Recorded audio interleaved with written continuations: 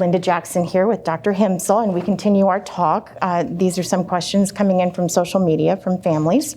How similar or different will remote learning be compared to last spring specifically? Have you heard anything about reducing state-mandated testing for this year? And how will teachers juggle, again, those types? Will they have some scheduling changes, or will they have assistants come in? Talk about that. Great question. And I think it's easy to forget because our teachers just did an amazing job from making the announcement on March 13th that we were closing, and on March 18th engaging in remote learning. And they were just incredibly awesome at turning that around. Before March 18th, they had only done e-learning one time in our history, which was last November when we had some icy roads.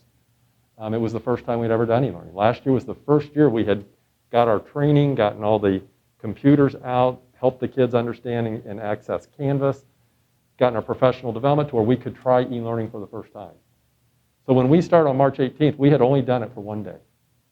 And on March 18th, we suddenly had to become really good at it because it was going to go until April 13th. And then as we found out later, it ended up being subsequently to the end of the school year.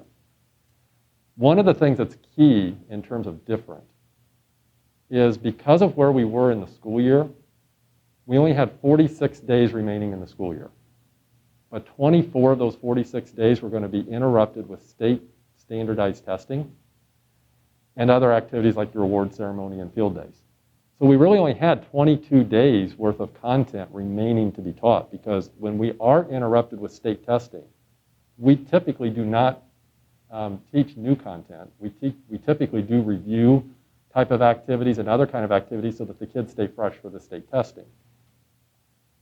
So we had 22 days of content, and we had 46 days left to teach it.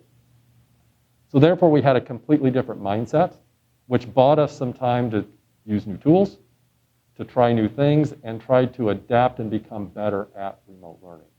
So what's different this year is, as we enter the school year, we have the entire year's worth of content. So now we're going to have to take all the lessons we learned last spring, and we're going to have to be more intense.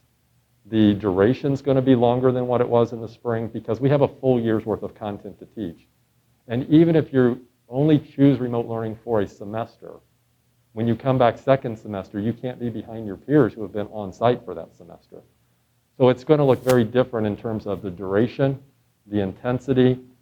There's going to be more opportunities for small group interactions or individual teachers to get on Zoom to do some assessments and some individual help that maybe wasn't done back in the spring. And we're just thankful that we had the opportunity to try things, to learn some things, to become more proficient at it. And it's going to help us be better this fall as we have to do it in a completely different context than we did last year. Because state testing was canceled, that's part of the reason why we had this opportunity. At this moment in time, the answer is no. We have not been informed that state testing is going to go away. However, in my personal opinion, it would be a better use to invest those funds typically used for state testing into helping mitigate the effects of COVID. Whether it's additional staff members, instructional assistants to assist, more teachers so we can lower class sizes, overtime for custodians to do more cleaning, to purchase more PPE than it would be to get standardized tests.